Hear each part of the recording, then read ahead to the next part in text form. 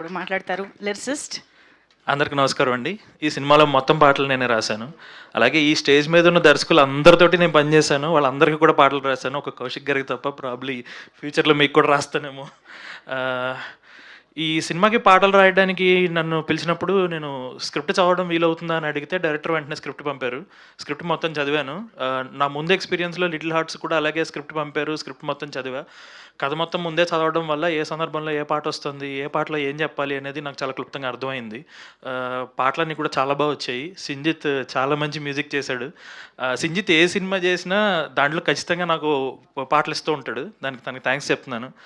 అలాగే ప్రస్తుతం Kia car నడుపుతున్నాడు. ఈ సినిమా తర్వాత BMW నడపాలని, ఆ తర్వాత మంచి అశోక్ లీలాండ్ లారీ కూడా నడపాలని, దానికి నన్ను క్లీనర్గా పెట్టుకుంటే అతను హార్న్ కొడితే నేను లిరిక్ రాసేస్తాను అనమాట.